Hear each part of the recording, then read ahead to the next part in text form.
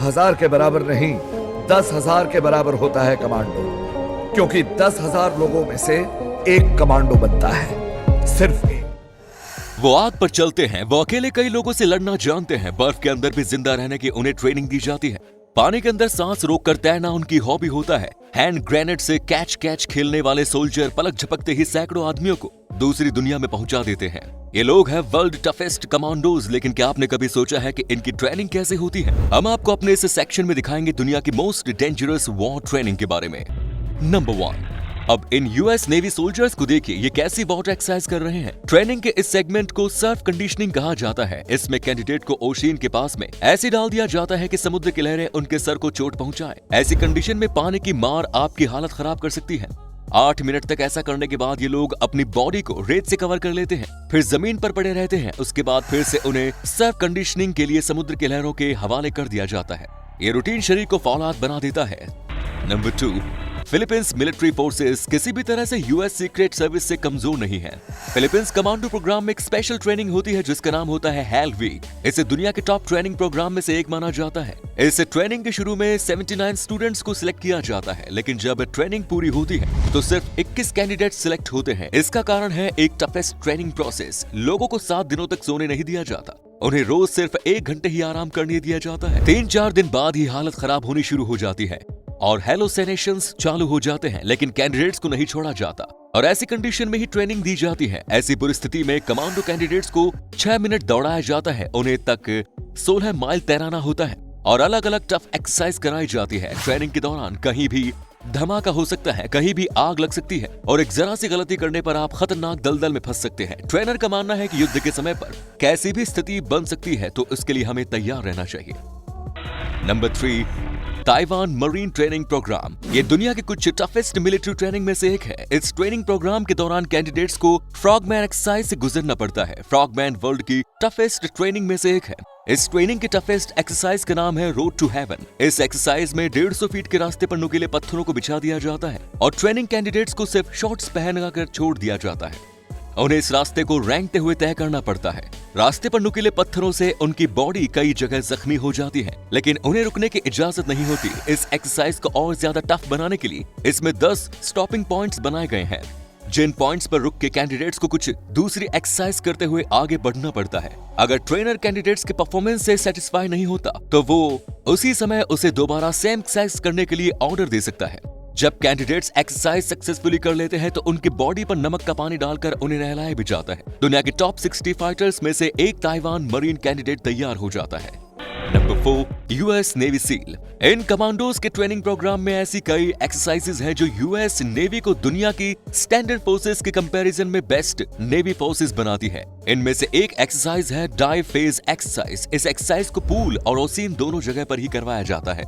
इस एक्सरसाइज के दौरान नेवी पर्सनल को पानी में छोड़ दिया जाता है। कैंडिडेट्स को ये सीखना पड़ता है कि पानी के साथ कैसे कंफर्टेबल रहना चाहिए। इस ट्रेनिंग में अलग अलग तरह के वाटर लेवल होते हैं, जैसे कि नॉर्मल सी वाटर, कोल्ड वाटर।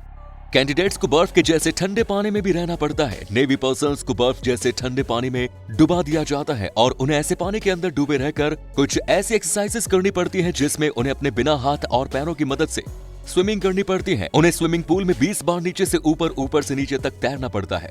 बाकी एक्सरसाइज भी एक्सट्रीमली टफ होती है। अगर कोई सोल्जर ये सब नहीं कर पाए तो उन्हें ट्रेनिंग प्रोग्राम से फेल करके बाहर कर दिया जाता है। उन्हें बिना ऑक्सीजन और मास्क के भी आइस चिल्ड वाटर में सर्वाइवल की प्रैक्टिस करवाई जाती है। उन्हें इस बात की भी ट्रेनिंग दी जाती है कि अगर वो कभी आइस चिल्ड वाटर में फंस जाते हैं तो कैसे बचेंगे। क्या आप नेवी सील कमांडो की इस एक्सरसाइज को कुछ % महसूस करना चाहते हैं? केवल आप आधा बाल्टी आइस वाटर लीजिए और उसमें अपना हाथ डाल दीजिए। Number 5, UK royal marine. आइए बात करते हैं यूके रॉयल मरीन्स की। 32 हफ्तों की ट्रेनिंग के दौरान इन लोगों से ऐसी एक्सरसाइजेस करवाई जाती हैं नॉर्मल आर्मी फोर्स जिसके बारे में सोच भी नहीं सकती। 32 हफ्तों तक कैंडिडेट्स को pushups, hand cross fighting techniques, sprint running, log pushing जैसी ट्रेनिंग दी जाती है। लेकिन इनकी इस ट्रेनिंग का जो सबसे टफ पार्ट स्लग रन होता है वो होता है इसमें कैंडिडेट्स को चिपचिपाते कीचड़ में डुबा दिया जाता है और कई मीटर लंबे एक कीचड़ से भरे हुए ट्रैक पर छोड़ दिया जाता है। लेकिन इसे चलकर नहीं बल्कि इसे रैंक कर पार करना पड़ता है। इस कीचड़ से गंदी बदबू भी आती है। रॉयल मरीन्स को मुश्किल से मुश्किल हालातों से जूझने के लिए तैयार किया जाता है। एक्सरसाइज के इस फेज में कई कैंडिडेट्स फेल हो जाते हैं, लेकिन जो पास होते हैं वो बनते हैं UK royal marine. Belarus tough forces. Royal marine की ट्रेनिंग ठंडे पानी से शुरू होती है। ये ट्रेनिंग बेलारूस के टॉप सोल्जर से ट्रेनिंग करते हैं। जलते हुए शोलों के बीच खतरनाक ट्रेनिंग होती है। अगर किसी ने वर्ल्ड क्लास कमांडो बनने का डिसीजन ले लिया है तो फिर आग बरसे चाहे पानी, टेस्ट तो पूरा करना ही है। बेलारूस के सोल्जर्स 6 माइल्स यानी कि लगभग 10 किलोमीटर का सफर तय करते हैं। जलती हुई आग की लपटों, बम के धमाकों के बीच इस 10 किलोमीटर की रेस को और कठिन तब बन जाती है जब इनके ट्रेनर्स के द्वारा फेंके गए हैंड ग्रेनेड और पैलेट गन उस रास्ते को आग से भर देते हैं। ट्रेनीज को इस आग के बीच से दौड़कर जाना पड़ता है। रास्ते का टेम्परेचर ऐसा होता है कि अगर रुक गए तो बस कुछ ही सेकंड में ही जलने लगेंगे। जब सोल्जर्स इस दौड़ को पूरा कर लेते हैं तो फिर एक्रोबैट का समय आता है। अब सोल्जर्स को हैंड टू हैंड फाइटिंग करनी पड़ती है। ग्रुप में फाइटिंग सिखाई जाती है।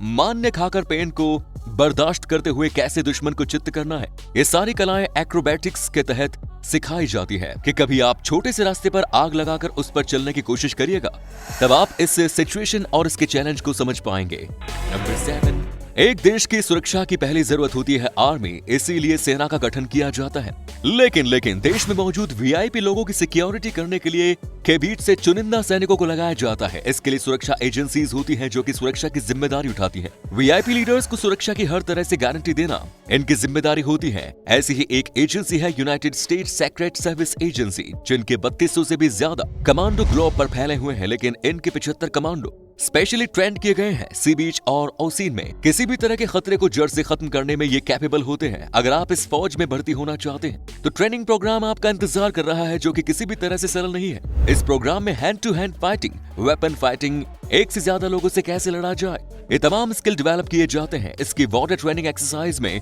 कैंडिडेट को तैरना होता है, और वो भी 2600 फीट सिर्फ 16 मिनट में। क्यों, सुनकर झटका लगा क्या आपको? इसके साथ ही आपको 80 फुट लंबे पूल के 4 चक्का लगाने होते हैं। पानी के अंदर अपनी सांस को रोके तब जाकर कहीं आप इस एक्सरसाइज को पास कर पाते हैं, नहीं तो फेल कहलाएंगे जनाब।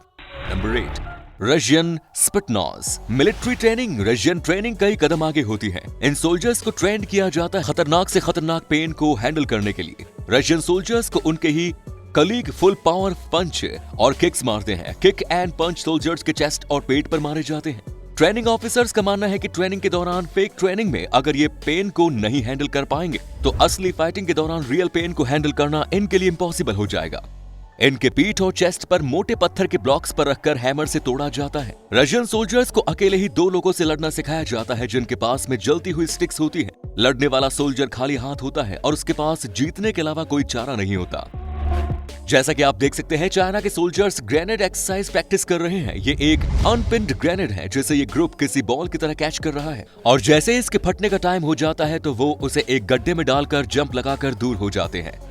नंबर 10, स्पेशल फोर्सेस के सोल्जर्स को हमेशा तैयार रहना पड़ता है क्योंकि कोई नहीं जानता कि युद्ध कब कहां कैसी स्थिति बना देगा। कोरिया की स्पेशल फोर्सेस अपने आप को एक्सट्रीमली कोल्ड टेम्परेचर से ट्रेन करती है। आप इमेजिन करिए, टेम्परेचर है -30 डिग्री सेल्सियस और सोल्जर्स सिर्फ शॉर्ट्स पहनकर एक्सरसाइज कर रहे हैं, फाइटिंग कर रहे हैं, कुश्ती लड़ रहे हैं। सुनने में ये तो एक जोक जैसा लगता है, लेकिन इस कंडीशन में सोल्जर्स बहुत ही डेंजरस हो जाते हैं क्योंकि मौसम का मिजाज इनके दिमाग को खराब करके रखता है। -30 डिग्री पर खुद को ट्रेन करने वाले ये सोल्जर्स देश के लिए जान निछावर करने के लिए तैयार रहते हैं। ऐसे आजादी के परवानों के लिए एक लाइक तो बनता है बॉस। तो दोस्तों, ये थी दुनिया की कुछ टफेस्ट आर्मी ट्रेनिंग। आपको इनमें से मोस्ट डेंजरस ट्रेनिंग कौन सी लगी, कमेंट्स में जरूर बताएं। धन्यवाद।